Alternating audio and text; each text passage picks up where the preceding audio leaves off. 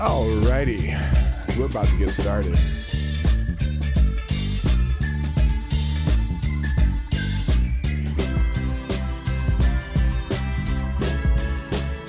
Turn this down, and there's my face. Good morning, everybody. Welcome to the show. Happy Friday, Funky Friday on the Morning Night Live. On this most solemn day, one of the worst attacks in American history happened on this awful day 2 years ago. Holy smokes, that got loud. Hold on. Let me turn that mess down. There, that should be a little better. I'm having a little trouble with my my backgrounds here. I think I messed something up. There we go. Anyway, I hope you're having a wonderful day. We're going to talk about the worst attack on American democracy perhaps ever, because this wasn't just an attack on a democracy. This is an attack on you, the American people. Well, sort of. Anyway, shall we do this dance? 1, 2, 3, and Johnny, play the intro. Ladies and gentlemen, coming to you live from the Lucky Dog studio in a hidden location somewhere in the upper Midwest of the United States of America, it's a brother making his own way but with all the wrong opinions. Welcome to the Morning Night Live with your host, the one and only P-Dog Knight.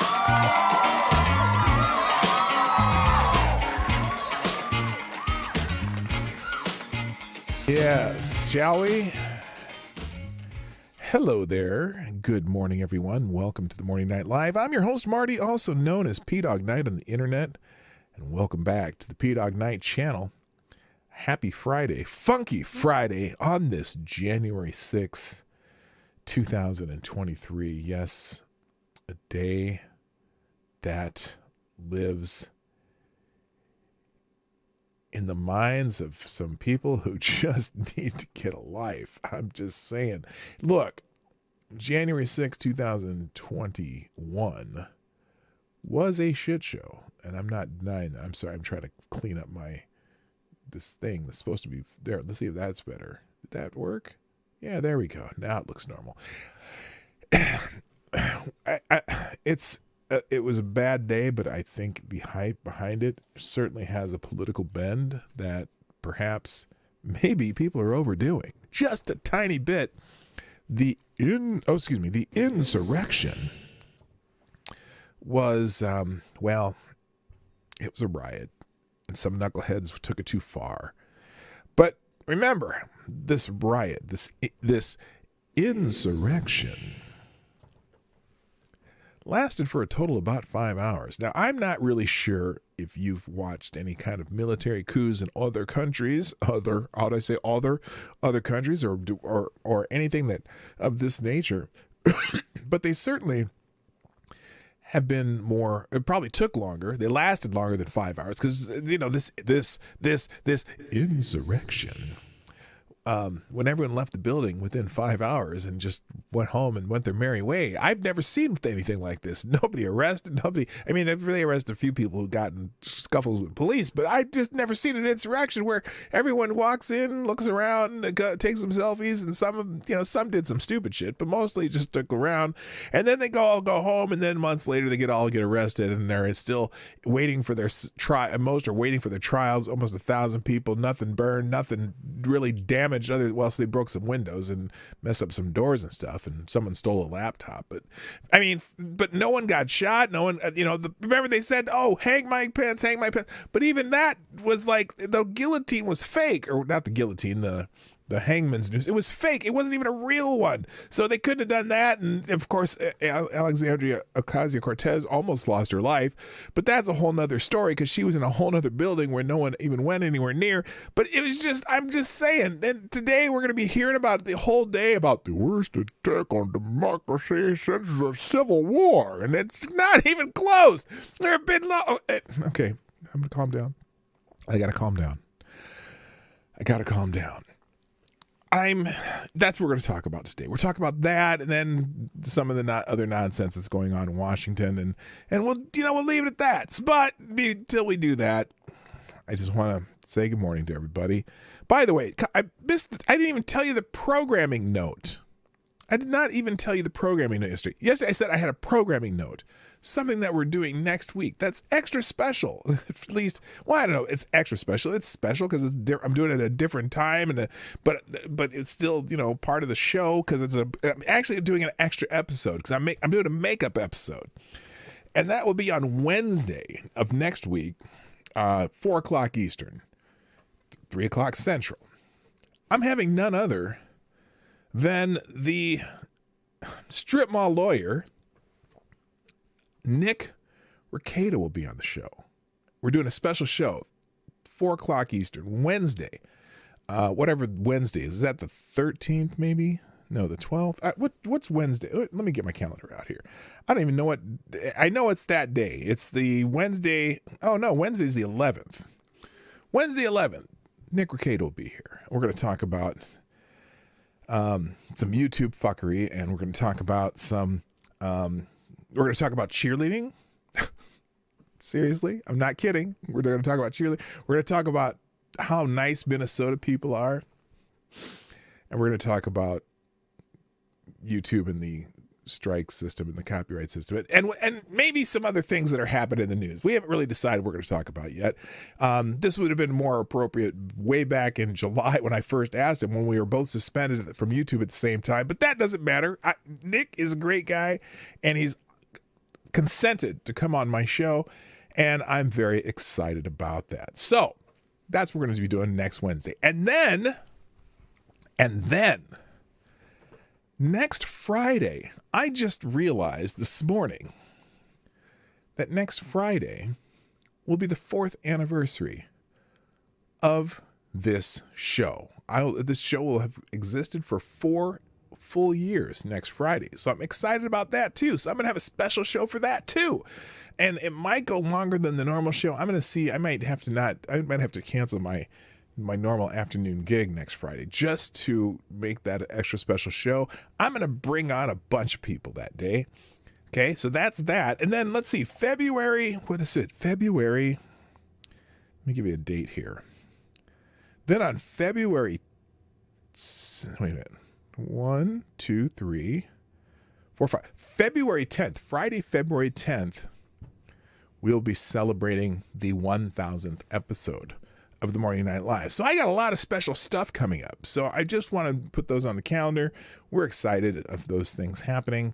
And then also I'm probably going to have some other guests next week besides Nick Recato on the regular show.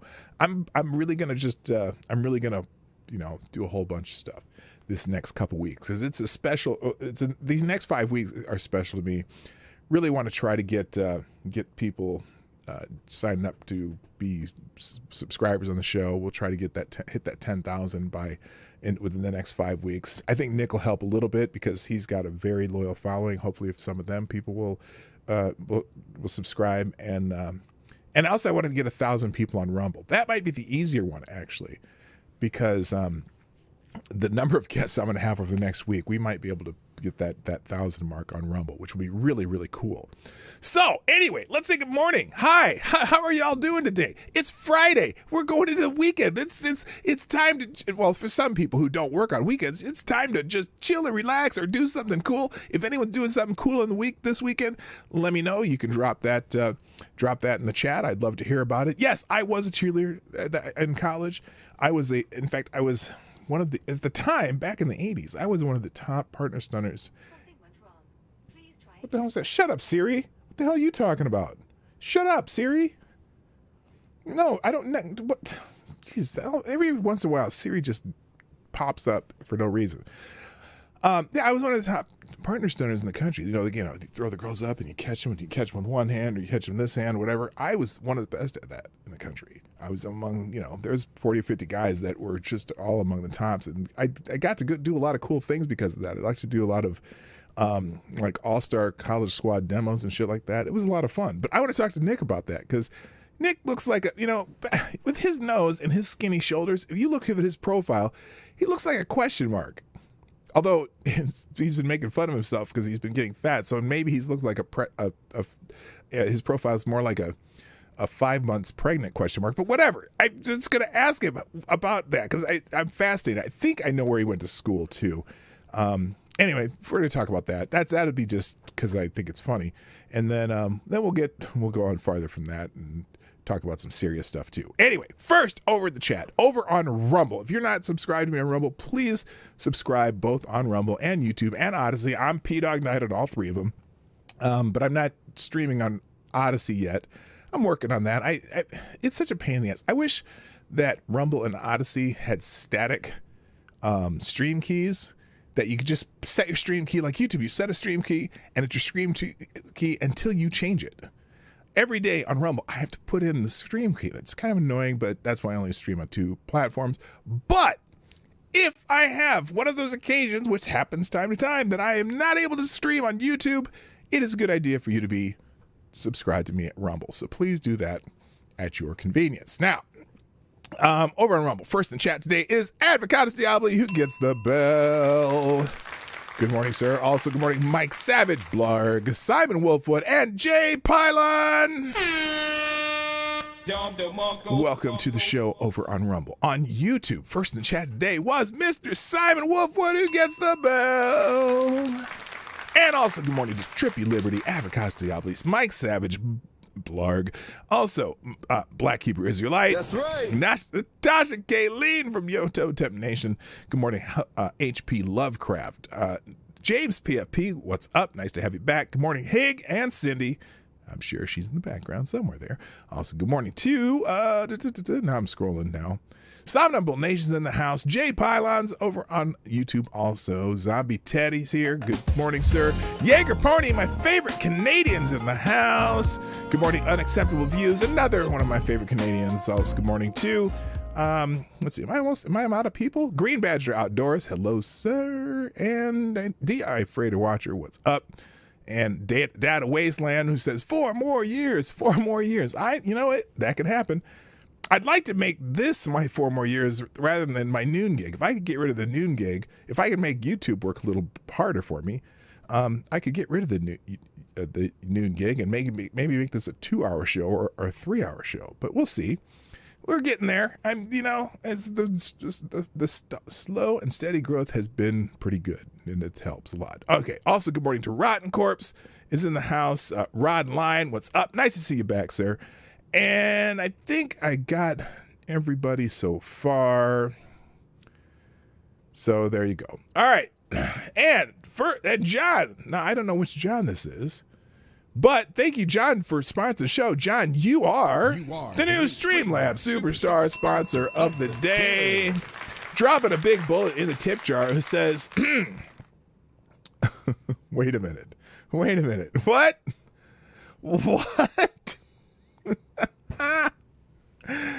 John, I'm not sure what this means. I hope this isn't true because this would be a very sad day for you and your family. John says, oh wait, it's Funky Friday. I got to put music on for Funky Friday here. All right, John, dropping a big bullet in the tip jar says, my therapy dog just heard you say you were a cheerleader. Then he committed, I'm going to say harikari. You know what that means, right? Because I don't think you can say that word on YouTube this early in the show. But anyway, I'm sorry that your dog decided to end him or herself. I don't know why being a cheerleader in college would cause that to happen, but it's a weird thing, and I'm very, very sorry for you. Anyway, also, good morning, Maddie's in the house. I see you there. John Migna's in the house. Oh, that was John Migna. Okay, good morning, John Migna. Hi, Migna. How are you doing? Why would your dog end itself over me being a cheerleader? Look, I was a four-sport athlete in high school, right? And my freshman year in college, I was also a musician. Like that was a rare combination. So my freshman year in college, I didn't play any sports. I stopped playing sports my junior year because I wanted to focus on music. And I was going to be a music major. I wanted to be a choir director. And I wanted to, maybe be in a band playing saxophone and all that other stuff. So I really just said, forget sports. I decided to be a musician. And so I went to school my first year in college. I was a music major, right? I even marched in the college marching band my freshman year in college. And I'm like, then about, well, at some point I was like, well, I'm trying to focus on the vocal part of my music major. And so I said, I'm going to stop playing saxophone, right? And so I decided I wanted to still, so I didn't march in I knew I wasn't going to march the second year because it was fun, but it was just weird. And so, I was, the guys down there while we were in the band, I saw the cheerleaders down there. I was like, oh, that looks kind of cool.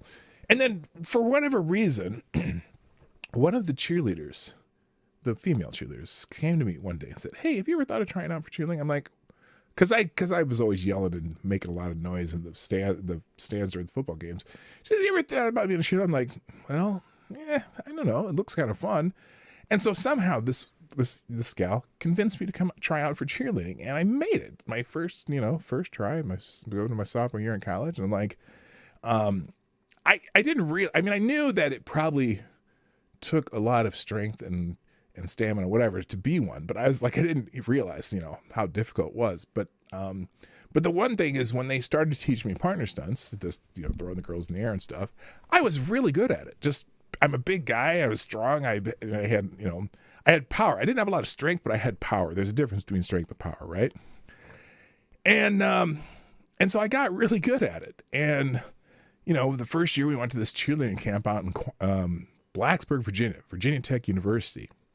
And all these, I see all these cheerleading squads, these guys doing these amazing stunts and stuff. I'm like, oh, wow, now I get it. This is kind of cool. And plus you get to hang around with, mostly hot girls. And if you're a straight guy hanging around with hot girls, that's cool. But the gay guys were cool too. I mean, I didn't care. There was a couple gay guys. We had one gay guy in our squad, and he was probably one of the coolest guys I'd ever met. But anyway, so I get to the college cheerleading camp. I'm like, oh man, this is cool. And then I cheered one year, and then I'm like, oh, it'd kind of be fun to be one of the instructors because they're doing some amazing shit. And I'm like, so I went and tried out to be an instructor. And I made that my first time trying out to be a cheerleading instructor. So I did that for 4 years. And that was the greatest summer job for a college-aged male, straight heterosexual guy ever, okay? Now, the only problem was you always had to do 9 weeks of high school, or, not high school camps, whatever, high school, middle school, whatever, all those camps, which was fun. That was a lot of fun. You travel around with, these different people, and you got to go all over the country doing camps at different schools. But then my second year of being an instructor, I got to do the college camps. Now that was the gold. That was the gold place to be when you're a college cheerleader, being a straight heterosexual male, teaching a college cheerleading camp. It was just a lot of fun. Now, I was very professional. I didn't do anything that, you would think that was like weird things that guys would do because they're whatever. But it was just fun. It was a fun 4 years. I got to do exhibitions on ABC TV. I got to do this thing at the Liberty Festival because I was one of the better partner stunters. So I got asked to do these specials where they were doing demos and stuff, and it was a lot of fun. So anyway, I'm not being defensive. I loved it. This is great. Oh, be defensive. Be defensive. I'm not being defensive. I loved it. Anyway, a lot of fun, and I want to ask Ricada about his experience as a college cheerleader. Both him and Drex, I think, were cheerleaders. Drex is like 6'7" too. That's tall for a cheerleader. Anyway, all right. Enough about that. Shall we talk about the worst terror attack in America of all times ever? Oh, wait, not of all times ever, but certainly in the category of since the Civil War. Some people are saying since the Civil War, this was the worst. And of course, they seem to forget that Pearl Harbor happened. They forget that 9/11 happened. They forget that the Puerto Ricans that shot up the shot at congressmen in the halls of Congress back in the 60s, and they forget about the Senate bombing in the Capitol, in the 80s. Things where people actually got hurt and buildings were destroyed and people died. I guess no one died in the Puerto Rican attack, but five congressmen? 5 people in Congress were shot that year. I mean, that's not a small thing, right? But somehow January 6th, because it was related to the guy with the funny hair, that certainly must have been a insurrection that was planned and orchestrated by the president of the United States. I'm just crazy. So anyway, that is obviously that it is January 6th. People are talking about that. So we're going to talk about it. Now, let me just show you a couple things. Obviously, Battle of Atlanta after World War II. What? I didn't know about that. Dear Penthouse, I never thought this could happen to a cheerleader like me.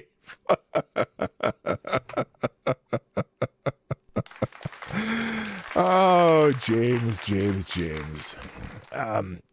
Good morning, Chicago, Mike.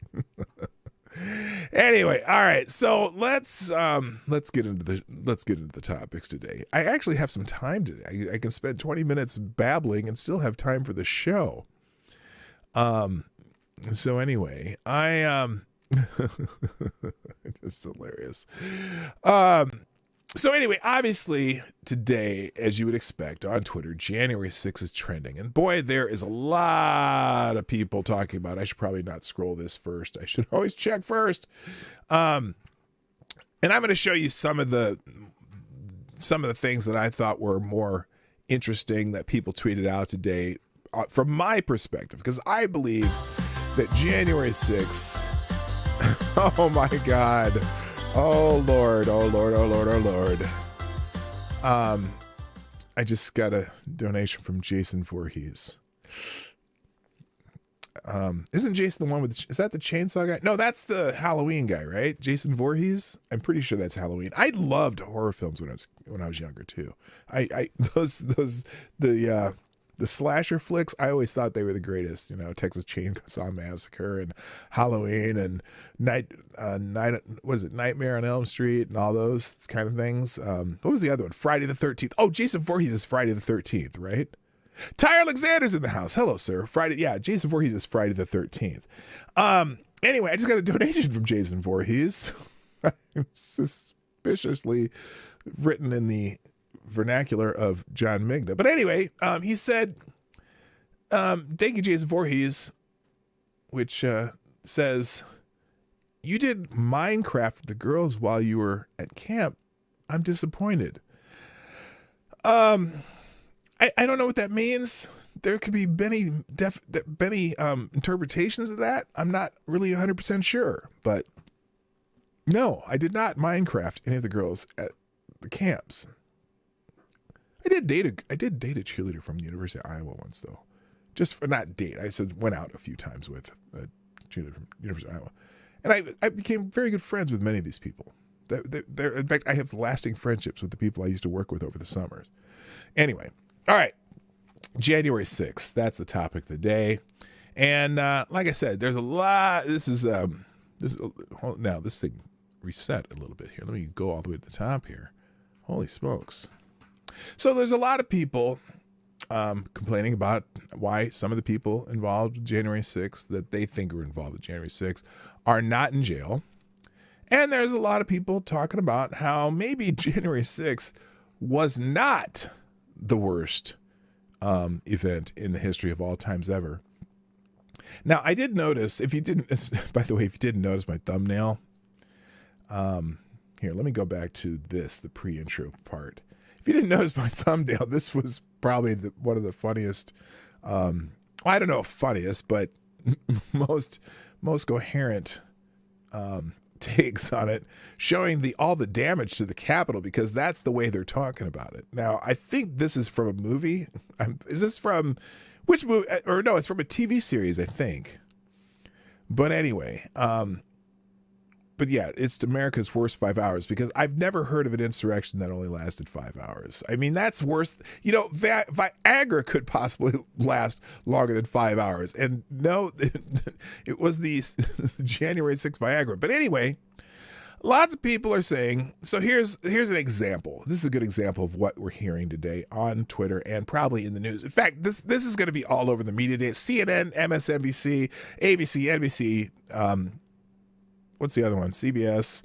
And maybe Fox News. Fox News is kind of weird when it comes to stuff like this. You never know how bad they're going to get about this shit.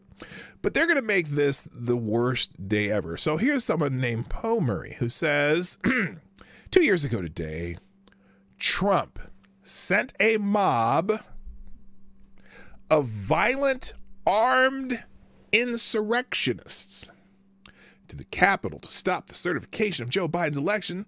12 of the 20 MAGA extremists who are never Kevin McCarthy, hashtag never Kevin McCarthy, stood with the twice impeached seditionist and lied about the 2020 election, hashtag January 6th. And these are the people who are holding up Kevin McCarthy's nomination to be Speaker of the House, right? But now it's funny. Now I'm going to read this carefully because I want to, if there's some different, wait a minute. Tom Clancy, wait. Rest in peace, Tom Clancy. When did Tom Clancy die? Was that a while back? I don't know. Anyway, here, let me read this again because there's a whole lot of nonsense going on here. First of all, so she says, Trump sent a mob. No. He did not send a mob of violent, armed insurrectionists, okay? He told people to go over the Capitol and protest peacefully. Those were his exact words, right?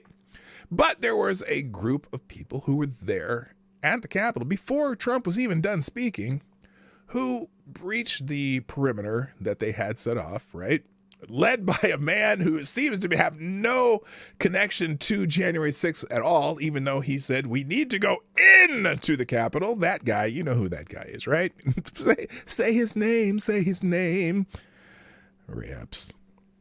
But he's there. All the Democrats are like, they're defending him. I don't know why, because he was clearly the only one who was saying, you need to go into the Capitol. Clancy died in 2013. Okay, that's what I thought. I thought he died a long time ago. So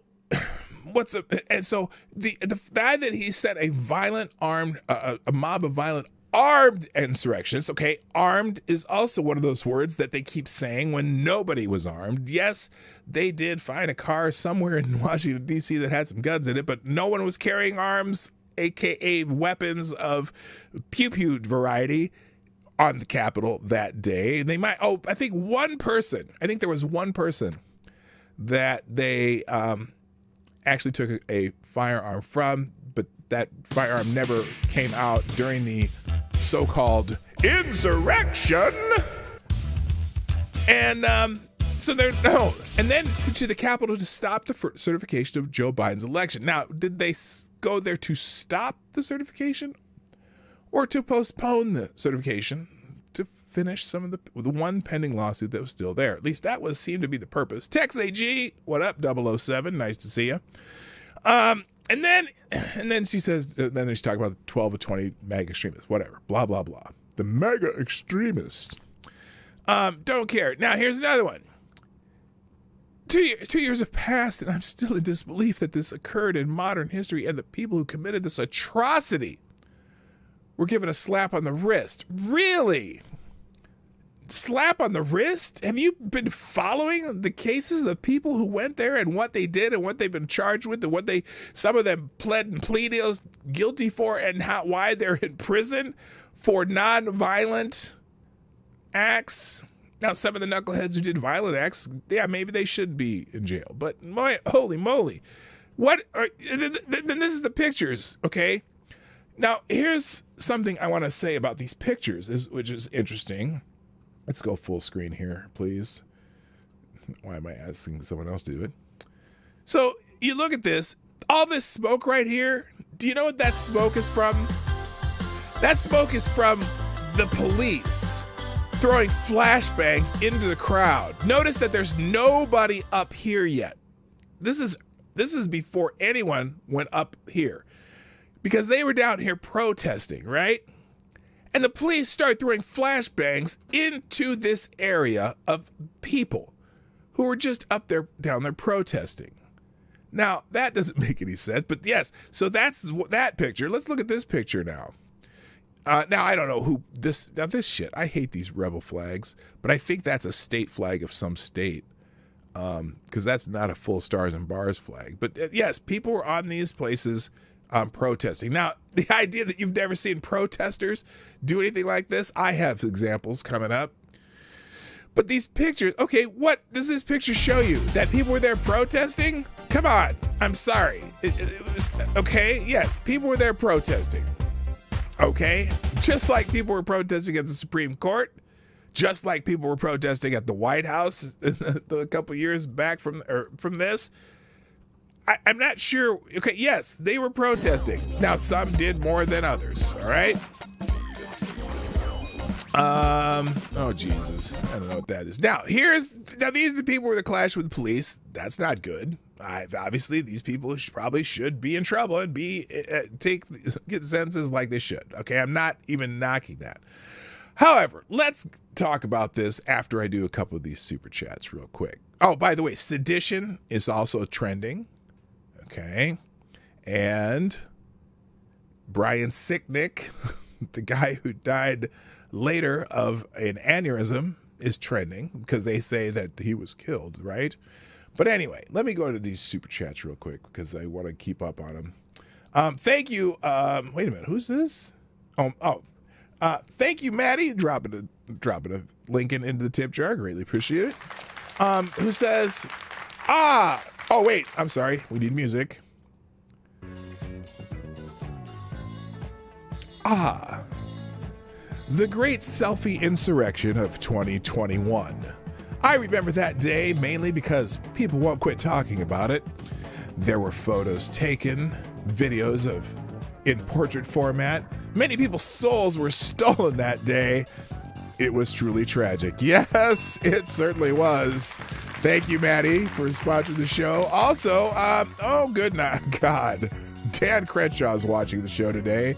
I did not expect to see Dan Crenshaw in the chat, but dropping a small bullet in the jar, Dan Crenshaw says, I'll tell you on the one eye, it was duty to a man. What? It was what? Duty to a man, the glory hole that day, an accident. Wait, what? What does this say? I can't even read this sentence. I'll just say it slowly because I don't know if it makes sense.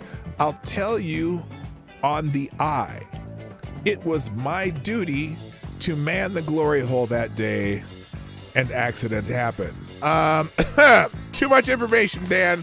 Thank you for dropping a bullet in the tip jar. Also, Gunfox61 with a 10 spot. Oh God, dropping a article. We'll see how that goes. Here, click it and put it over here. Herschel Walker, staffer. Oh boy, we'll try to get to that one, Gunfox. Oh, you tried to kill me, dude. All right, thank you for dropping an article in the tip jar, and then also thank you, Chicago Mike, who said they meant the mob had arms and legs, hands, etc. Thank you, Chicago Mike. All of you, greatly appreciated for sponsoring the show. Lady Boomer will be very happy that you guys are sponsoring the show today. All right, enough of that music. Is that music too loud when I do that? I can't tell. Maniac Man's in the house. Good morning, GDSOB. Robert Banks, nice to see all of you join us today. All right. So let's, did I take that off the screen? Oh, I didn't mean to take that. I don't want that on the screen yet. Let's get back to January 6th. I want to talk about, I want to do this article that, well, first of all, let's look at USA Today. Now, this is an article that was posted 10:19 p.m. on January 6th of 2021, the day this happened. And it has a timeline of how the storming of the Capitol unfolded January 6th. Now, notice, I don't think they call it insurrection yet in this particular article. So here we go. This is the timeline from the Useless Today. How the storming of the U.S. Capitol unfolded on January 6th. Trump has been charged with incitement. Wait, what? Wait, this is published 10:19 p.m. January 6, 2021. This is the update, February 9th, 2021. So this is the updated version. And that's because this was when Trump had been charged with incitement in his impeachment trial in the Senate. So they're going to take a closer look. So they got this timeline. So, and they fill it up with some stuff about Trump's impeachment, right? But here's the timeline that they came. FTG Epps, yes. FTG, yes, definitely FTG Ray Epps. So at 6 a.m., a crowd of Trump supporters, estimated in the thousands, prepare for a pro-Trump rally near the Ellipse. Many began gathering the night before. Trump tweeted about the rally on December 19th. Big protest in D.C. on January 6th. Be there.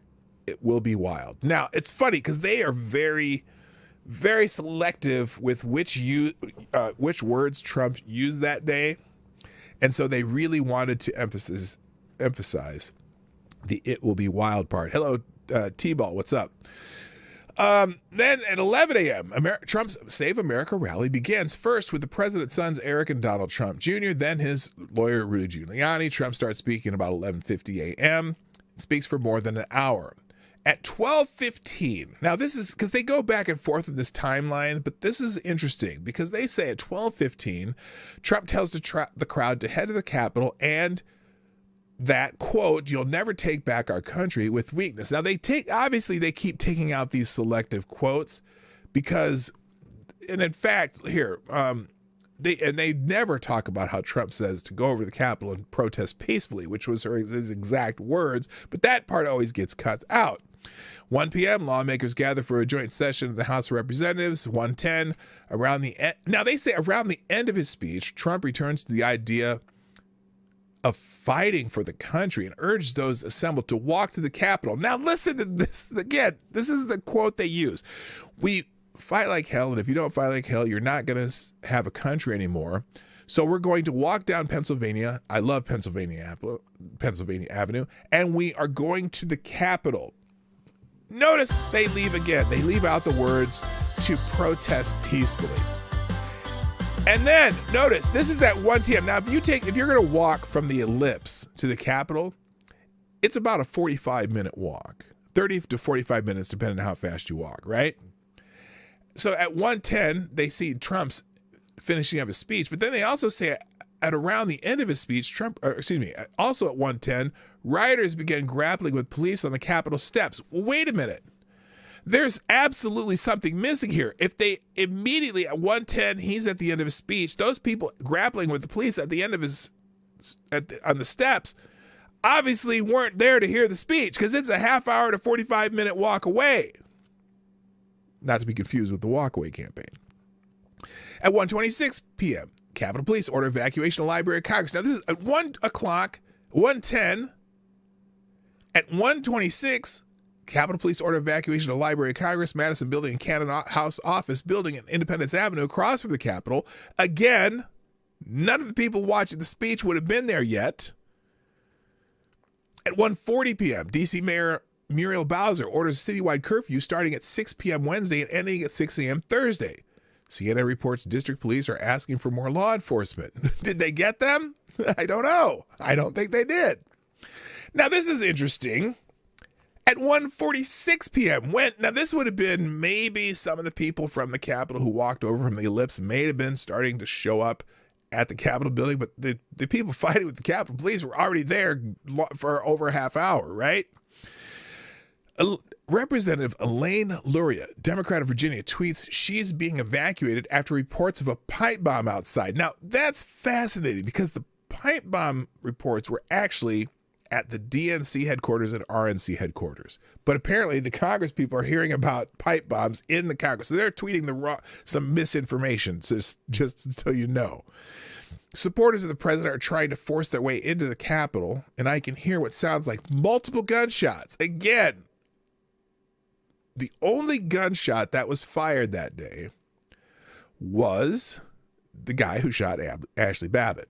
That was the only shot that was fired the entire January 6th on an insurrection. One gunshot. Now, she was probably hearing the flashbangs outside because police started throwing flashbangs. The crowd was fairly calm at one point, and then the police started throwing flashbangs down into the crowd, and then they got riled up again. Just warning, real quick. Thank you, Dan's Missing Eye, for sponsoring the show. Strangely written in the style of John Migna.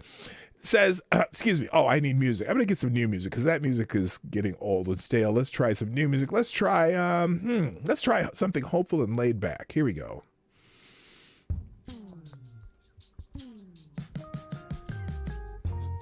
Oh yeah. Dan's Missing Eye dropping a small bullet in the tip jar. Says, for the record, I didn't get blown out. I escaped. I wanted a better life. Do you know how hard it is to keep his brains from leaking out? He has foot and mouth syndrome. I now live with a nice elderly couple in Florida. FTG, Dan Crenshaw. Thank you, Dan's Missing Eye. Whoa, it's getting rough in here. All right, thank you, Dan's Missing Eye. I appreciate it. All right, so now, 211, rioters breach police lines on the west side of the Capitol. Now, this is interesting because they didn't breach a police line in the west side of the Capitol. That's where they were waving people in. Now that we know that they're waving them in, but this is the report from that time that was coming from USA Today. And then moments later, rioters scale the walls. Now, I don't know if this is all happening in, again, over a 4 or 5 hour span. That wasn't me? Oh, okay. Well, I don't know who Dan's missing left eye was. Reports say, and then it says, reports say Vice President Mike Pence has been escorted out of the Senate chamber at 222. At 224, Trump tweets, Mike Pence didn't have the courage to do what should have been done to protect our country and our Constitution, giving states a chance to certify corrected set of facts, not the fraudulent and inaccurate ones which they were asked previously to certify. USA demands the truth. Now that's interesting because they're trying to see that they're saying that Trump was sending people after Mike Pence. But notice what in this sentence his purpose was for protesting, because it's right there in the sentence. To protect our country and our Constitution, giving states the chance to certify a corrected set of facts. What he wanted was, that was Tyre Alexander. Thank you, Tyre Alexander. I appreciate you, brother. So the purpose of protest was to give states a chance to correct any errors that the people who were filing lawsuits wanted them to try to correct if they needed correction. And if they weren't correct, they probably had been fine, right? But they didn't get that chance. Then at 2:33, C-SPAN reports rioters have crossed Statuary Hall, the chamber that separates the House and the Senate, heading for the House and the Senate. Trump tweets, please support our Capitol Police and law. Now this is interesting because they actually reported this back then. Nobody seems to be going to talk about this now, but back then, USA Today says, Trump tweets, please support our Capitol Police and law enforcement. They are truly on the side of our country. Stay peaceful. Interesting. They said that Trump never said anything about this. When did the violence actually started? About 1:40. Within, let's see, what time is this tweet? 2:24. So within 45 minutes, Trump is asking people to stay peaceful. There it is in black and white. Trump tweeted. 2:38. Anyway, within an hour, okay? Then rioters are photographed breaking Capitol windows. That was that John dude's name, the guy from Washington that he's the Antifa guy. Remember, they have pictures of him breaking windows. I think he's in jail now. And then at 2:44, shots are reported fired in the House chamber. Well, one shot. It wasn't the rioters shooting anybody. The police shot somebody. 2:47, Huffington Post reports tweets image of rioters on days. They're in the chamber. Yes, they were taking pictures of themselves on the desk and then the speaker's, place, whatever they call it, podium and whatnot. Representative in the 253, Representative Alex Mooney, Republican of West Virginia, tweets, he has been safely moved from the House chamber. He says he and others were given an escape hood, a respiratory hood, and a mask for protection in fires or chemical accidents. So I guess they were worried about some chemical accidents. They thought these people actually were armed with crazy shit. Representative Tom Burchett, Republican Tennessee, text, shots fired.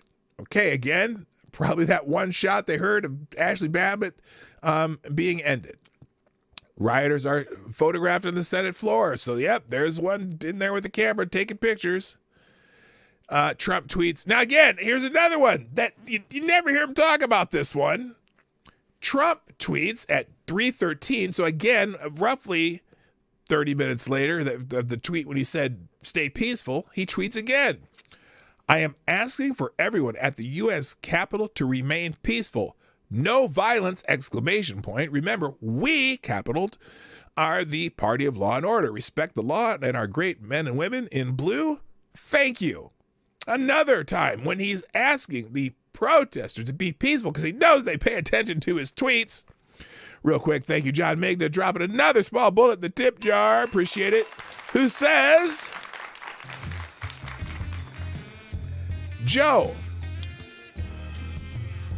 Wait, what? Do you know what Ashley said when she lost her virginity? Hunter says, please, Dad, don't. Joe says, exactly. Oh, that's gross! No, you didn't say that! Oh my God, John. Hello, Scrappy. I see you in the chat. Okay, that music's a little too sexy for that joke. Holy shit. Did you catch that? It's a script. Joe says, do you know what Ashley said when she lost her virginity? Hunter says, please, Dad, don't. And Joe says, exactly. That's terrible. That is awful. That's an awful joke. I should not have read that out loud twice. All right, moving on. We need to be able to step in and say, no, we're not telling you to use our tax money for that bullshit. Yeah, I know. Okay, so anyway, 3:34, CBS reports a woman is in critical condition after being shot in the neck inside the Capitol. Police later report the woman died. She was identified as Ashley Babbitt, 35, an Air Force veteran. Her husband was quoted as saying she was a strong supporter of Trump. In an account from WUSA 9, a purported witness explained what happened, saying that they had stormed the building and she was climbing through the window. She says armed police and Secret Service repeatedly warned her to get back, but she didn't heed the call. Then they shot her. Okay. Then 3:51, the District of Columbia National Guard, about 1,100 troops, is mobilized to support local law enforcement. So they 3 hours later, at 4:05, a congressional correspondent tweets that congressional leaders are being evacuated from the Capitol.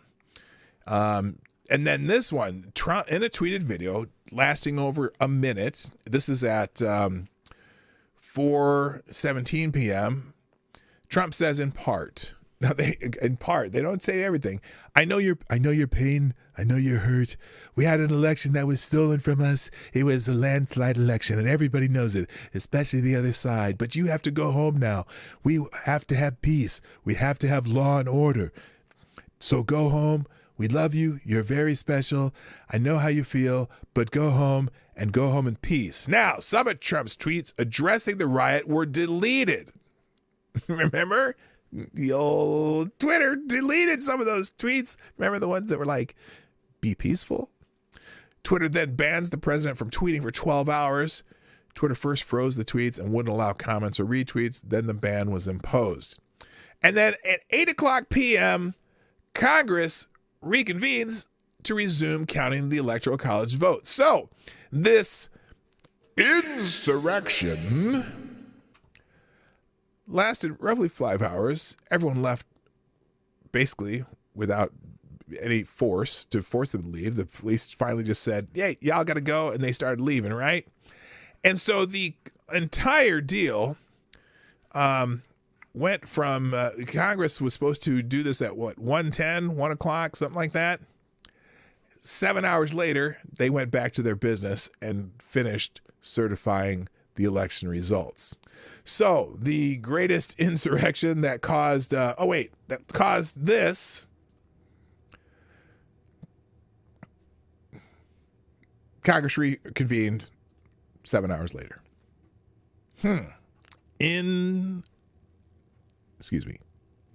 Insurrection.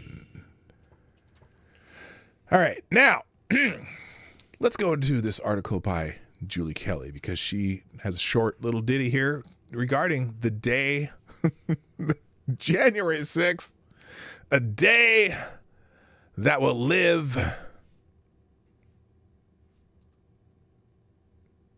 in alchemy.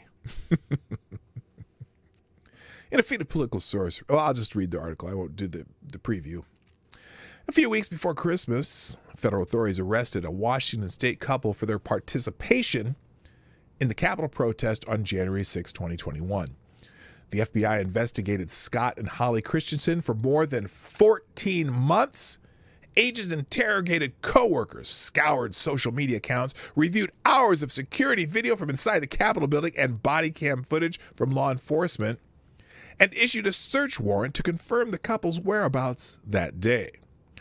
According to records obtained through legal process served on AT&T, cell phones associated with the Christensens were identified as having utilized a cell site consistent with the providing services in a geographic area that included the interior of the United States Capitol building on January 6, 2021 from 2:43 to 3:51 Eastern Standard Time. AT&T records confirmed that both devices belong to Scott Christensen of Puyallup, Washington. An unidentified agent on the FBI's Joint Terrorism Task Force wrote in a November 2022 criminal complaint. Okay, let me just stop here. The FBI's Joint Terrorism Task Force. So what exactly did these alleged domestic terrorists do?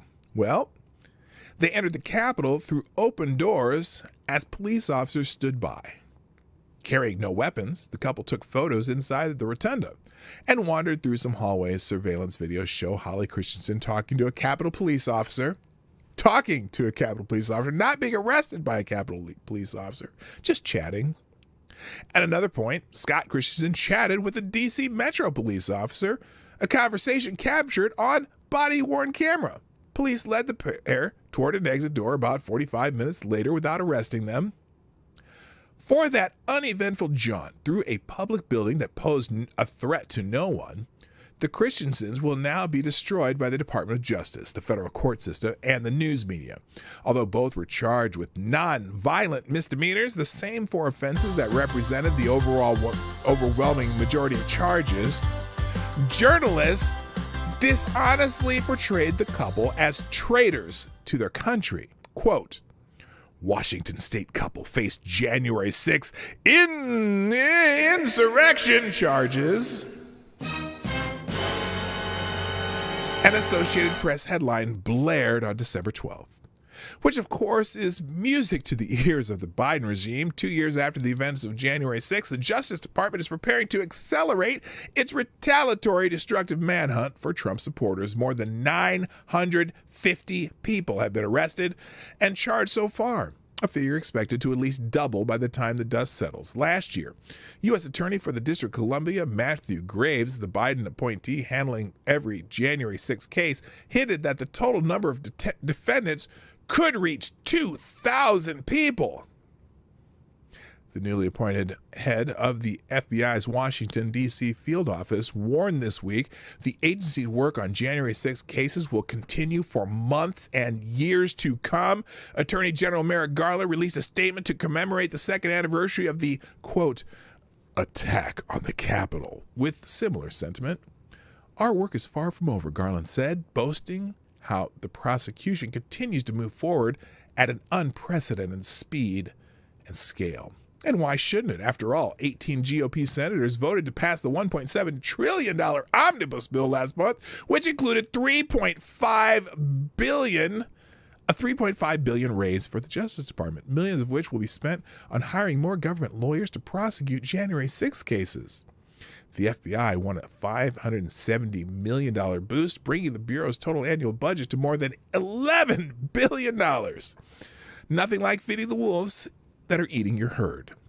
Now, Joe Biden continues to fixate on January 6th in an attempt to brand Trump supporters, or any American who does not blindly embrace the dear leader, as insurrectionist and terrorist, endangering the safety of the country.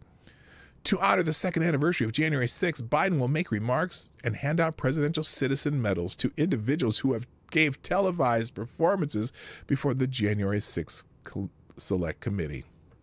The family of Capitol Police Officer Brian Sicknick will receive a posthumous medal for his life protecting our representatives. Biden, who has difficulty telling the truth about the circumstances of his own son's death, shamefully perpetuates the falsehood that Sicknick and several other police officers died as a result of January 6th. In his statement, Garland claimed that 5 police officers died. We'll get to that. Of course, January 6th propagandists have to lie about what happened to justify comparisons to Pearl Harbor, the Oklahoma City bombing, and 9/11. Their hope is to rally support around the new war on terror, taking one direct aim at Americans who are on the right. If Trump supporters are truly America's version of ISIS, as the regime and the news media insist, then no amount of funding is too much and no criminal prosecution is too excessive to defeat the sworn enemy. Any dissent is unpatriotic.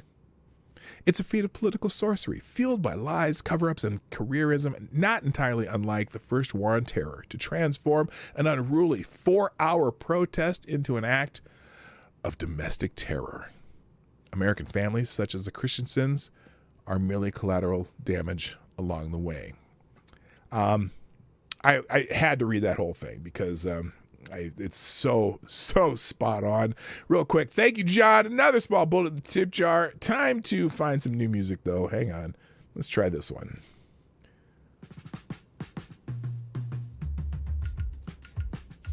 John Mignet, dropping a small bullet in the tip jar, says the Earth is 70% uncarbonated water. So technically, the Earth is still flat. Thank you, John Migda. And John Migda, another small bill in the tip jar, filling up the coffers quickly, says, first Karen gets hit by a bus, then I lose my job as a bus driver. Oh gosh, John, you got to try to keep your job. You got to stop losing jobs there. Thank you, John Migda. You are still the Streamlabs Superstar sponsor of the day. Thank you, sir. All right, let's move on. Holy shit. So now I have just a few different clips and things of January 6th that we're going to show you. I'm not going to I will get into oh geez. Oh yeah. Okay. Let's just go through some things that people are talking about January 6th, and we'll just run down these pretty quickly here.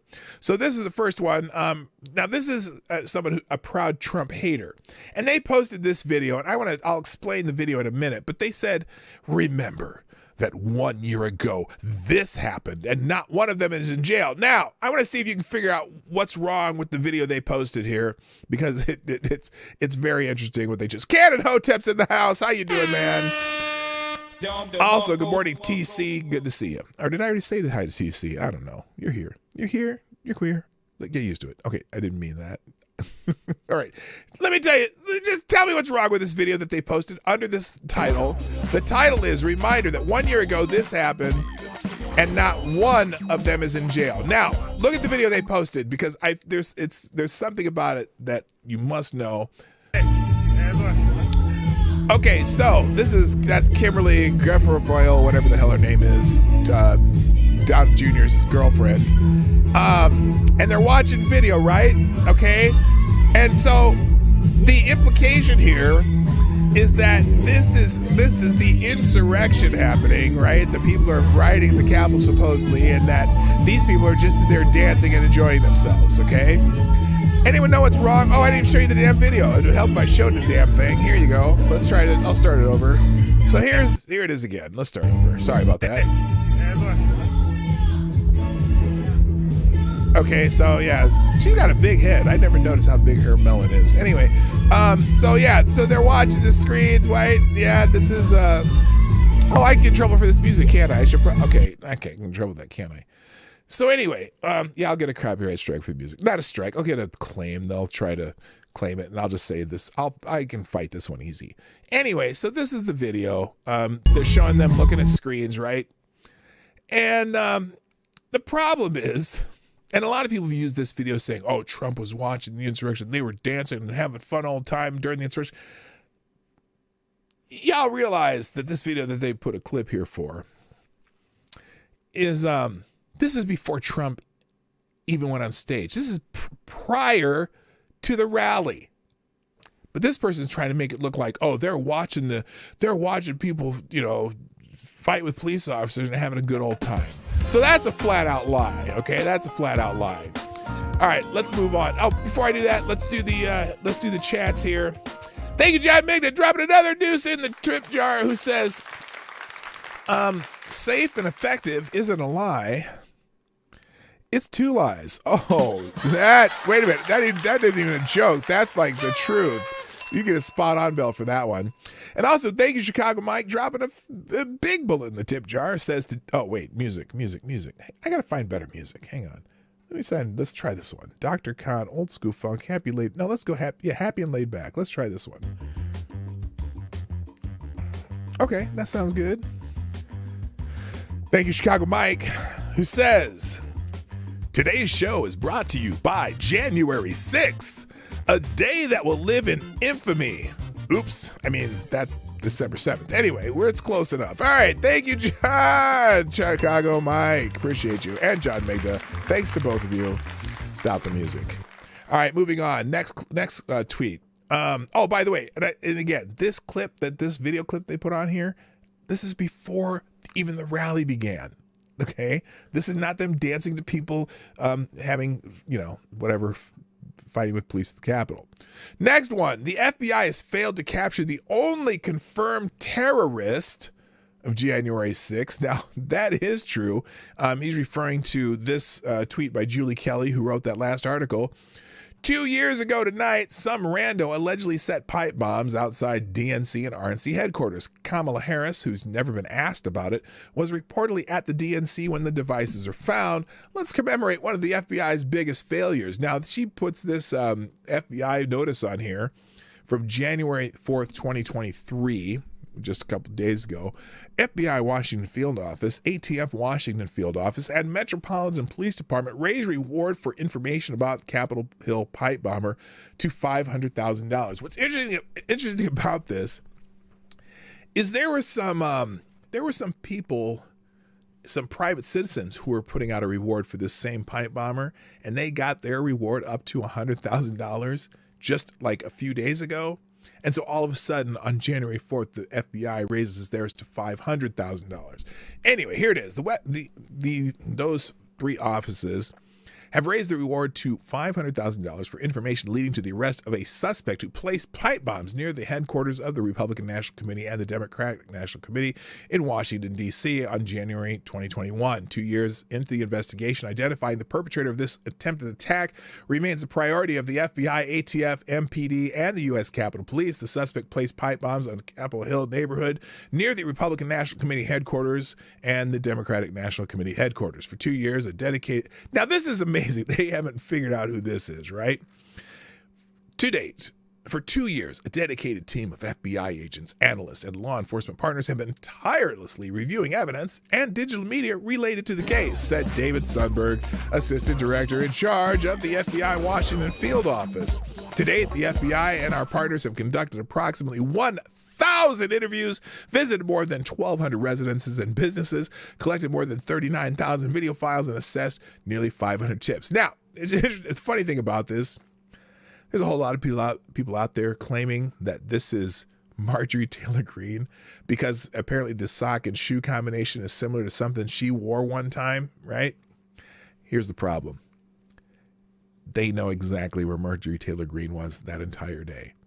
The entire evening.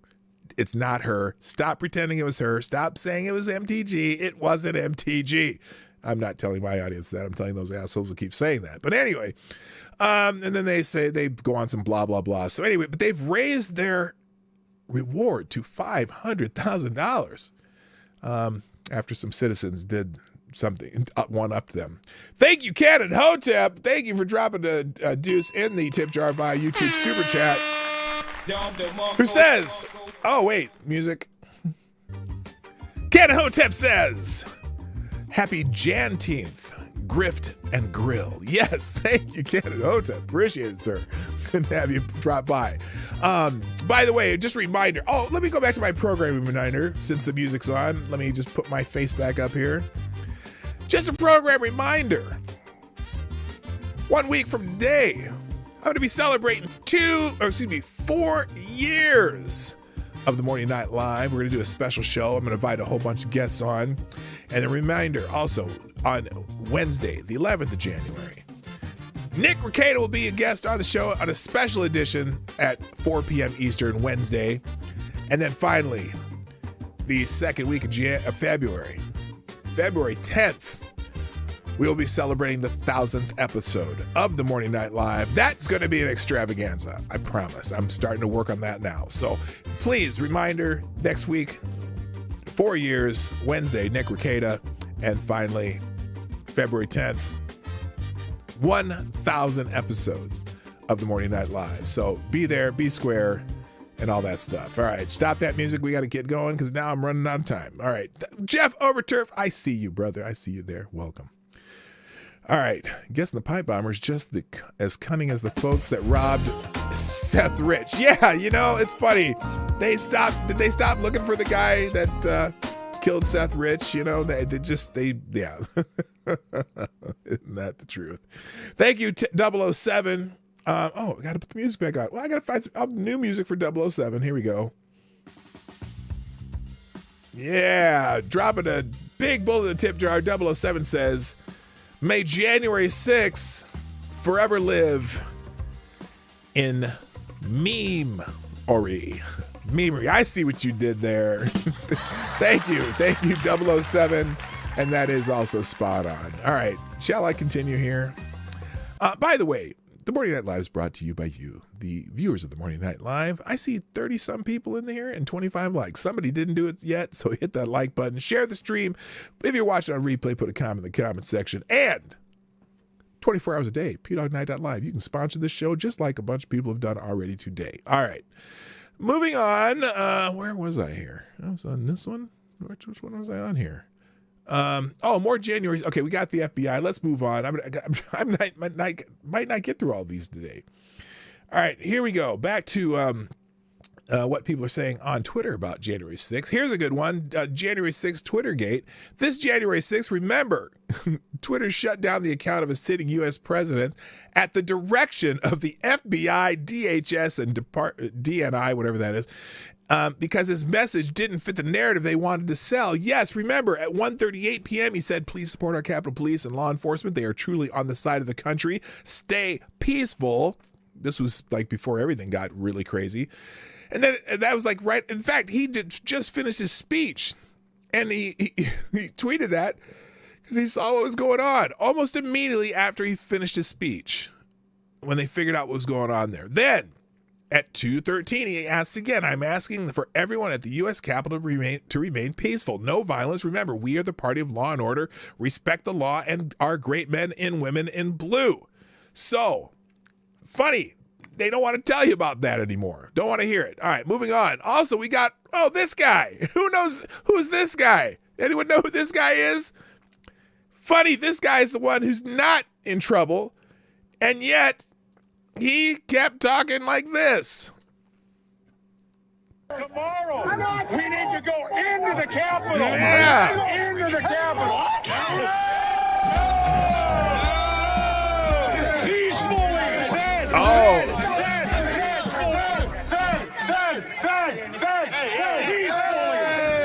yeah. Who's this guy? If they said anything about who's that guy? Who is that guy? I don't know who that could be. He said peacefully, didn't he? He said peacefully. All right, shut up, Ray. Shut up, Ray. Thank you, Rod Line. Dropping another link into the tip jar saying, okay, this is Rod Line. Rod Line, thank you for sponsoring the show. If an FBI agent turns in another agent,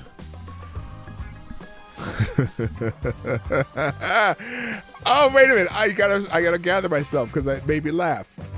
So if an FBI agent turns in another agent, do they still get the reward? Oh, snap!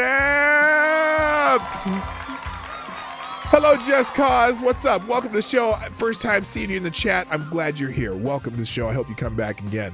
All right. What else we got? Here's somebody. Oh, I can turn the music off. The real insurrection was on November 3rd, 2020. Uh-oh. I can't say that. YouTube, I'm just reading the screen. I'm not agreeing. I'm disavowing. January 6th was the protest. Democrats are the insurrectionists. Free the January 6th political prisoners. A lot of those people are absolutely political prisoners. There's some people who did some shit that they should be in trouble for, but I'm sorry. The couple they arrested from Washington who they're going to try to railroad and put in long prison sentences for walking through the Capitol, doing nothing violent. That's not it. That's not it, Joe. Joe. Anyway.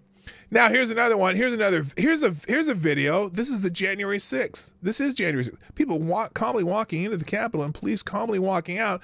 Don't listen to the media. It's all lies. There was no insurrection. All right, so they posted this video. Watch this.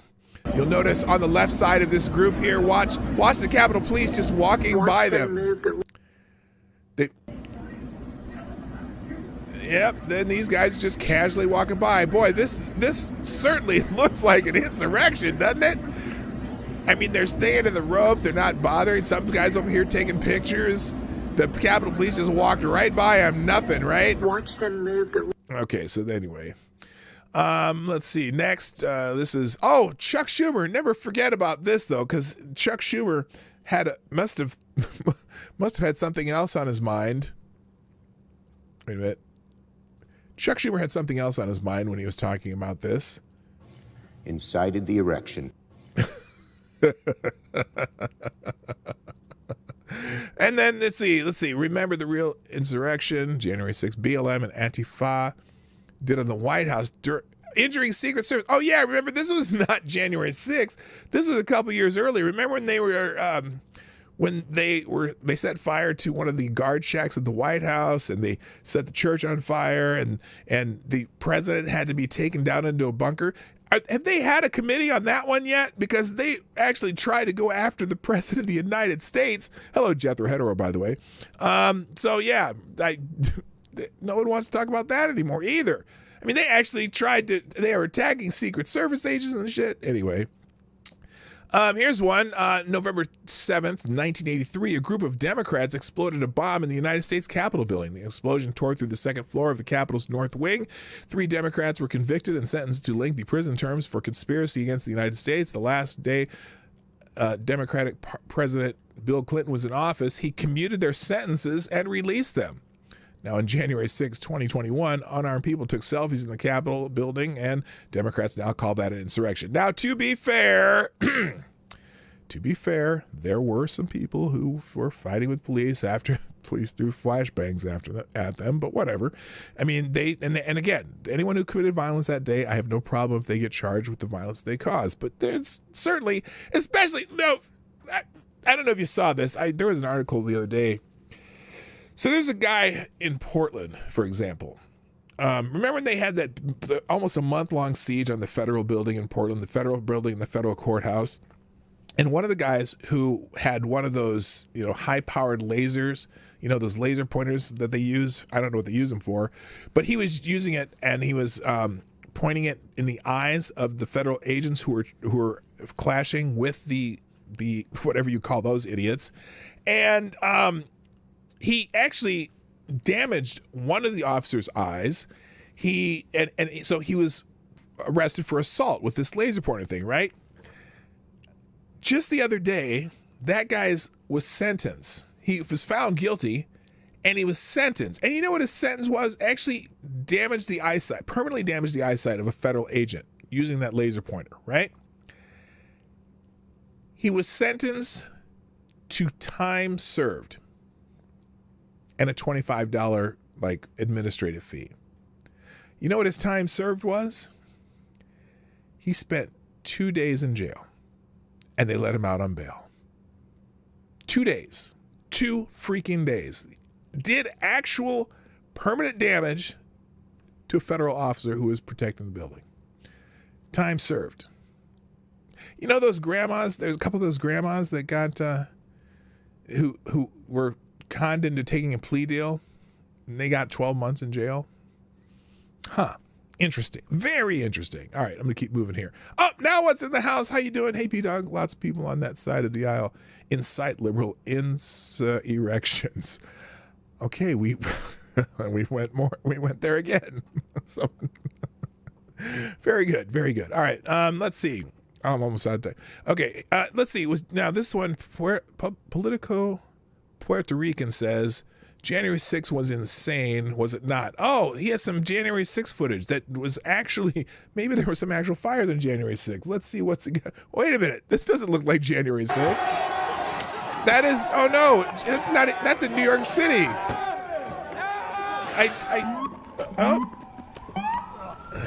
Oh, damn. Officer, took him down.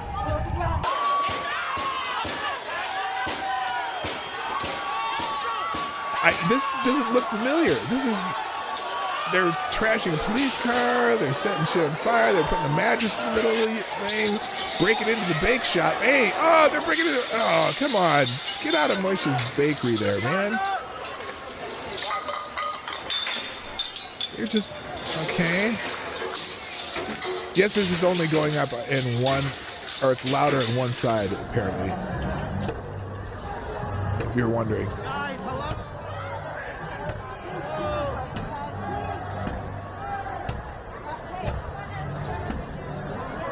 So that was one of the break shit people. Remember I told you there's 3 types of protesters when it came to the George Floyd protests. They're the actual people who are just there to protest. There's the people who are there, are opportunists to steal shit. And then there's the break shit people. He seemed to be one of the break shit people. Oh my gosh, the police car burning on January 6th. Oh wait, that's not January 6th. Move here, let's back up. Come on. Okay, then they go to some footage of Minneapolis. He's trying to stick to the message, and we're gonna back up a little bit. Our producer got hit. All right. Our producer got hit. I recognize this area because I went down there We're gonna back the up day here. after this happened. You okay? Come on, we gotta move here. Let's back up. Come on. In fact, that Wells Fargo in the background there, Back up. Come on. got totally broken into. This one right here, I think you can see it right here. Where's Wells Fargo? We went over this Wells Fargo. They busted into the Wells Fargo. This right here, back here. That building was totally broken into, ransacked. There's an ATM outside that got destroyed. I mean, it was pretty wild. I don't know if they got any money or if they got into a safe or not, but Come on. anyway, you get the idea. This is a video of all this stuff. It'll be in the links because I'm going to run out of here. That's from the Hill. All right, and then finally, let's see. I got a couple more of these, and I'm going to move on. Oh, now, always remember, on January 6th, January 6th is also the day that Nancy Kerrigan was attacked by Shane Stant. Do you remember Nancy Kerrigan and Tanya Harding? That was the day Nancy Kerrigan was attacked. The guy with the metal pipe. I think she went on to win the silver medal too. But wow. Anyway, Chaz was literally an insurrection. Yeah, it really was. Need more rooftop Koreans? Oh my goodness. Hey, that van is still drivable. Just roll down the windows and let the flames won't be an issue. All right. If we talked enough about January 6th, I think we've sufficiently and solemnly commemorated that terrible day, that terrible event. Oh, you know what? I'm going to finish with this one. I was going to do some stuff on the, we got Merrick Garland too. So here's what I got in the tabs today. I really think you should read this article from the American Conservative. It's called "The Faces of January 6th. They aren't saints, they're Americans. We should treat them like that." I'm going to give you one section of this, and then you can read the rest yourself. It's just examples of people that they're getting caught up in this, and the hurt that they're imposing on some of these people that may or may not have really done, did not do what they're saying they do. And they were not having an insurrection. They were just protest. They were there to protest, and they got caught up in the nonsense, right? The one thing the elites hate more than visiting workers is workers visiting them. One such visit was the mistake made by thousands of Americans on January 6, 2021. For some, that mistake turned out to be criminal. In criminal cases, we expect defendants to be indicted, temporarily detained, or acquitted and convicted and sentenced. But defendants in the case of January 6 are different. How? They're insurrectionists. They threatened our democracy. Have you seen the media they consumed online? They're racist, sexist, anti-gay. We told them to go away. Some consider them to have gone away. In polite society, they're occasionally mentioned only to be publicly mocked and defamed, sometimes viciously. But few still remember them. Jerry Perna is the aunt of Matthew Perna from Sharpsville, Pennsylvania. She told me that Matt went to the Capitol with a group of friends thinking he was going to be a part of a celebration. When his face appeared on a public FBI list, Matt turned himself in and was arrested on January 19, 2021. According to the DOJ's press release, Matt walked into the Capitol, filmed and chanted with the crowd, and left after 20 minutes. Oh my gosh. The same press release reads, quote, "Later, he posted an 8-minute video to his Facebook account in which he stated, among other things, 'It's not over. Trust me.'" The DOJ's counterterrorism division contributed to the prosecution of Matt's case. After delays to the proceedings, Jerry thought in February of this year that Matt's case was going in a positive direction. But Matt couldn't see it. He thought of doom and gloom. His family found out that a terrorism enhancement to his charges would have added 5 to 6 years to his sentence. After this development, Jerry said that her brother called her and said, "Jerry, book another plane ticket." I said, "What's going on?" He said, "Matt just hung himself in his garage." Matt died at age 37. After teaching English in South Korea and Thailand, he returned to his hometown to take care of his mother, suffering with leukemia. Matt was critical of the pharmaceutical industry. He made a living selling CBD oil online and spent part of his free time researching holistic treatments for his mom's cancer. Chris Quaglin is currently at Northern Neck Regional Jail in Warsaw, Virginia, his 6th detention center since his arrest on April 2021. Chris has a severe case of celiac disease and has found the jail to be consistently unaccommodating. His current diet consists of 8 bottles of Ensure each day. He has lost 50 pounds since arriving at the jail. He says that he has been begging the superintendent of the jail for a certified gluten-free meal for 10 months. He also says that the administrator wouldn't allow him to use the phone for 9 days after he discovered that Chris had spoken to reporters about his experience in the jail. Chris has documented at least 45 days in the hole, also known as solitary confinement. Chris's attorney, Joseph McBride, tells me, quote, no cruel and unusual punishment is the standard for a convicted person. The standard for a person that's merely being detained for trial is no punishment of any kind. Not only have these guys been punished, they've been punished cruel and unusual. In a petition for a writ of habeas corpus and a complaint for injunctive relief, McBride included an email sent from the superintendent to McBride on March 28th. Quote, there is nothing about that requires this level of urgency or my immediate involvement in your ludicrous, monotonous complaints. Near the beginning of my interviews with Chris, he says, after they hear I'm talking to you, as detailed as I am, they're going to go on a complete shutdown mode. Who knows what's going to be done? I'm just letting you know Chris's trial is scheduled for April 2023. Angela Morse's son, Robert, is with Chris at Northern Neck. She says he was originally detained at the D.C. Gulag. He was visited by his attorney, and there was an issue with the attorney and the guards. Once the attorney left, there was a strip search with 5 guards, and he was physically and sexually assaulted with 5 guards.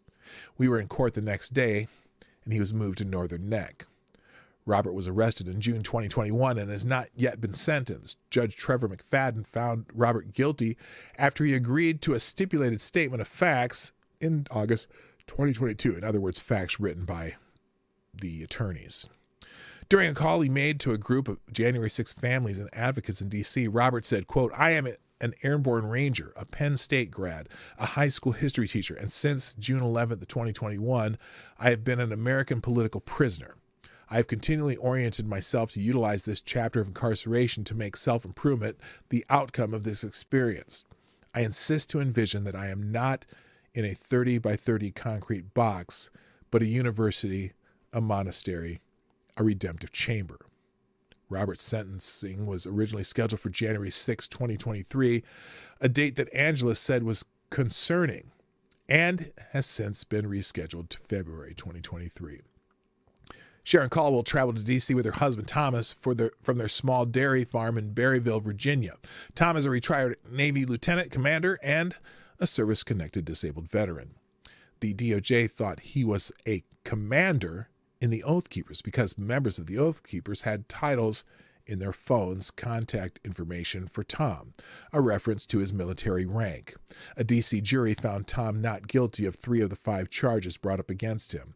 Tom's house was raided at 6 o'clock in the morning on January 19, 2021, at which point he voluntarily sat for an extensive interview with an investigative team. Tom was subsequently detained for 53 days in the Central Virginia Regional Jail. According to his wife, Tom was held in solitary confinement for 49 of those days. Sharon says that a failed back surgery means Tom is in chronic horrible pain every single day. When they admitted him to jail, they denied him all of his medications. He had seizures. He thought he was going to have a heart attack. I thought he was going to die in there, and so did he.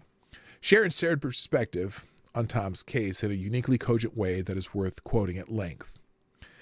In my opinion, I feel they made so many mistakes when they first arrested him that now part of the reason they did not drop the charges was we embarrassed them. We made it public, all the mistakes they made. This is my opinion. I could be very wrong, but I feel that they were embarrassed that they thought he had a leadership role in the Oath Keepers, and now they had to admit he did not. They were embarrassed that they thought he was a commander and planned this whole attack on the U.S. Capitol, and now they've had to admit he did not. They were embarrassed they didn't know he worked for the FBI when he did. They were embarrassed that he told the truth during his 3.5-hour interview, and all the things he told them were truthful. They go on and tell several other stories. I highly recommend you read this. It just tells you what these people are. These are just American citizens. Some were there not fighting with the police. They just were there. They were in the building, and they're going after these people the way they are. It's very, very sad. All right. Let's see. Do I have time for anything else? Yes, I do. Let me just tell you what I didn't get to today, and I think it's important. First of all, Merrick Garland is quickly proving that he's just a hack. He links 5 Capitol Police deaths to the January 6th riot. U.S. Attorney Merrick Garland honored 5 Capitol Police officers on Thursday, who he said died after defending the legislature from the January 6th riot in 2021, though none of them were killed during the violence. In a statement on the second anniversary of the Capitol riot, Garland appeared to link the riots to the deaths.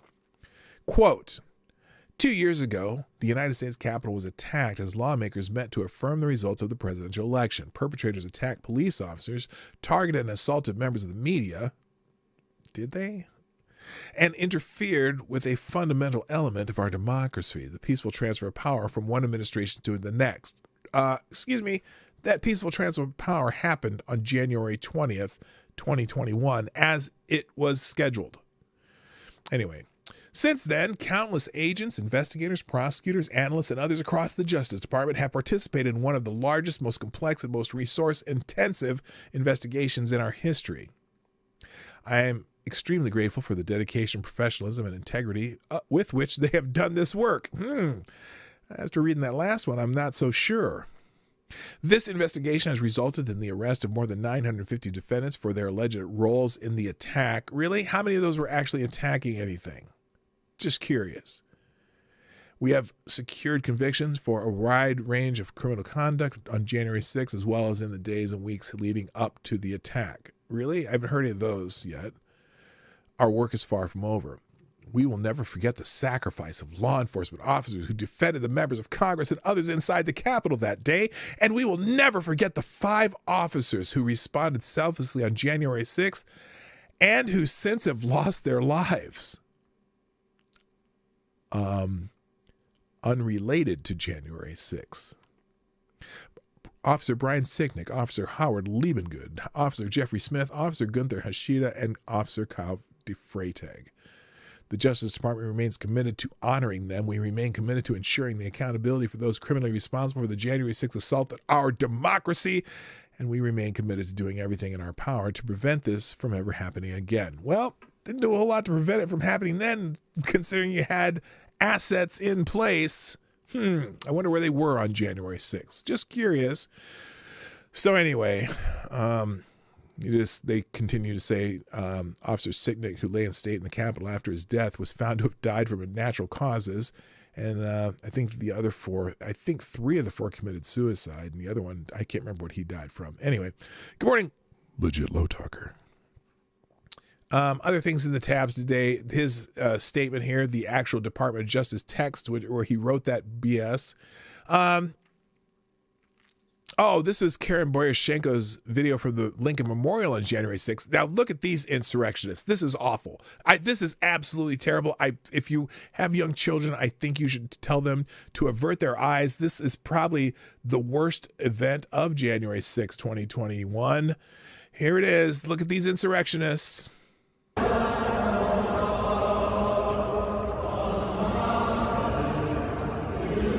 Oh my God.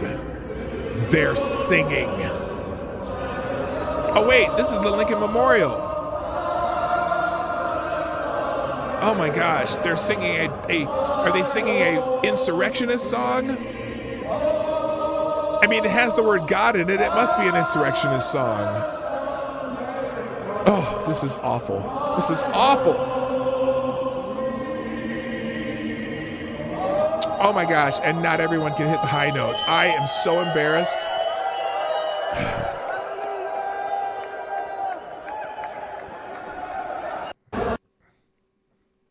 Insurrection. Okay, let's see. This is the other things that are in here. So remember one of the guys who got, this is completely unrelated to January 6th. Remember one of the guys who got arrested in London County at that school board meeting? The one guy whose daughter got attacked, and then there was another guy who was arrested that day. Well, this is Joe Teagues, who I am now about to follow on Twitter. Really, this was really today on my arrest for trespassing at the 6/22/21 London County school board meeting. This is one of the people that Merrick Garland said could possibly be a domestic terrorist. He's just a parent. Well, Not guilty. Judge Fleming's ruling, Commonwealth could not prove Ziegler had the authority to clear the room during an open meeting. 2, I acted in good faith in my belief that I had a First Amendment right to be there. So there's articles about this. I think I have a couple of these. Do I have them there twice? I do. Well, let's get rid of one so you don't have... Anyway, here's the story. London County man found not guilty for trespassing in heated 2021 school board meeting. Yes, that's good. This is just kind of gives the background, and then I also have the story from the Daily Caller. A Virginia resident who was arrested for trespassing after protesting at a 2021 school board meeting was found not guilty on Wednesday, he told the Daily Caller News Foundation. Doe Teagues was arrested on June 22nd, 2021 at London County School Board meeting because he refused to leave after the meeting had been declared an unlawful assembly. Wait a minute. It's a school board meeting. It's not going to be an unlawful assembly. That's what people are there to talk. Anyway, because it was declared an unlawful assembly by former Superintendent Scott Ziegler while parents were protesting critical race theory and the district's transgender policy. Approximately 18 months later, Teagues was deemed not guilty by Judge Charles Fleming, who ruled that Ziegler did not have the authority to demand the residents leave the meeting room and that Teagues acted in good faith in his belief he had the First Amendment right to be at the meeting. Teagues told the Daily Caller. So that's fantastic. Good for him. And then there's also there's another federal story. There's a few articles on that. We'll get rid of Ace here. And just to finish up, here's so we still do not have a new Speaker of the House.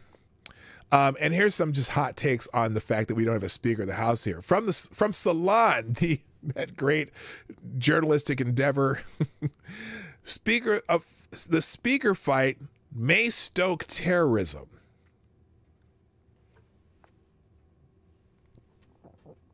Wow. Yeah, I don't think so. Also, here's a good one. Representative Hakeem Jeffries, who has had the most votes but has not been able to gain a majority to become Speaker of the House. Listen to what Mr. Jeffries says here. This is amazing. At the end of the day, all we are asking Republicans to do is to figure out a way for themselves to organize so the Congress that's all. Can get together and do the business of the American people. Now, wait, before I let him say the stupid shit that he's about to say, I made this point many times. You know, if perchance this fight goes on for another week, another month, another 6 months, a year, our country will go on. If they don't have a speaker 1 year from now, our country will function just fine. It'll be just fine. But Hakeem Jeffries has a concern. Let's hear his concern. Tip O'Neill got along with Ronald Reagan. Ted Kennedy that's not the problem. Got along with Orrin Hatch. That's not Joe the problem. Biden got along with John McCain.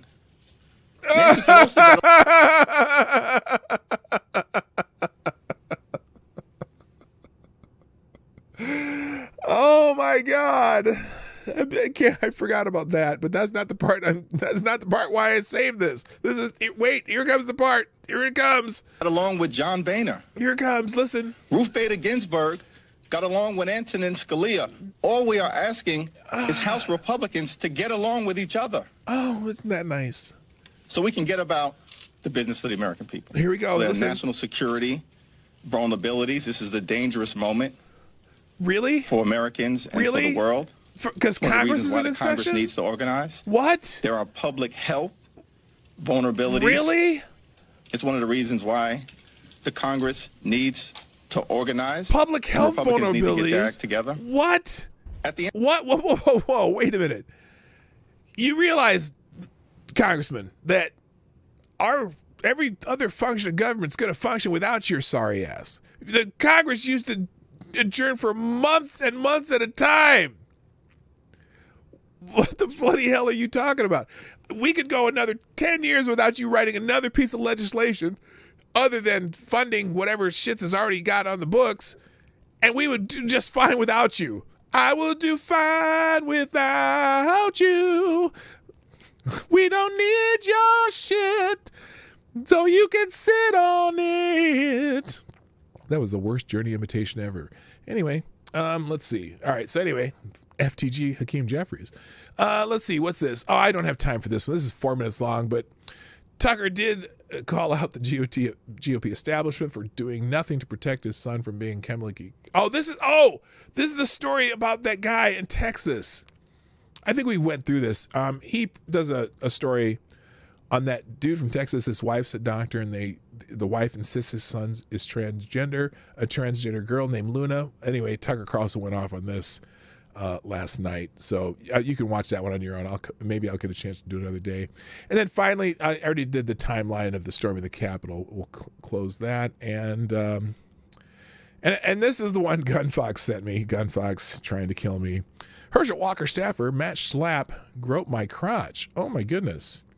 A staffer for Herschel Walker's Senate campaign has alleged to the Daily Beast that longtime Republican activist Matt Schlapp made a sustained and unsolicited sexual contact with him while the staffer was driving Schlapp back from an Atlanta bar in October. Okay, this is a Daily Beast article. So I wonder why they would report it to the Daily Beast, but I don't even know. I'm not 100% who Matt Schlapp. Is that Matt Schlapp? Okay, Gunfox. I'm not reading this, but it'll be in the tabs, ladies and gentlemen, because I've run out of time, not because I don't want to read it. Anyway, guys, it's time for me to go. I want to thank you all for joining me today on the Morning Night Live. It's been a wonderful show. Please commemorate the solemn occasion of January 6th as you would, probably with bottles tipped heavily. Also, thanks to our sponsor today, Jason Voorhees, also known as John Migna, who is the superstar sponsor today, but also Maddie, Gunfox 61, Chicago Mike, Ty Alexander, and who else? I said Chicago Mike already. Cannon Hotep and Rodline and 007. Lots of sponsors today. Way to go. This has been a good day, and I hope you enjoyed the show. Just a reminder, I'll be back here Monday through Friday, 10 o'clock Eastern, 9 o'clock Central. Big show Wednesday afternoon, a special 3 o'clock edition of the show with Nick Rekieta, the 4-year anniversary on next Friday, and on February 10th, we'll have our 1,000th episode extravaganza. If you're watching on replay, put a comment in the comments section. Tell me what you think. And if you haven't hit the like button yet, do it now before you go. Gotta go. Thanks, everybody. My name is P-Dog Knight, and I'm out of here. Bye. Hey, this is P-Dog Knight, and thank you for watching today on the P-Dog Knight channel. If you have an observation or remark you'd like to make about this video or my channel, I absolutely welcome you to write it in the comment section down below. I really look forward to hearing from you. And before you go, if you like what you saw but you're not already subscribed, please make sure you hit the subscribe button and definitely click that bell that pops up afterwards so you'll be notified when I post new videos or when we go live. I broadcast my live show, The Morning Night Live, Monday through Friday at 10 o'clock Eastern, 9 o'clock Central. A special thank you to all the supporters of this channel who share our videos on social media and who make donations through Streamlabs, YouTube, Venmo, and Cash App, which are all linked in the description down below. Thanks again, and until next time, I'm P-Dog Knight, and I'm out of here.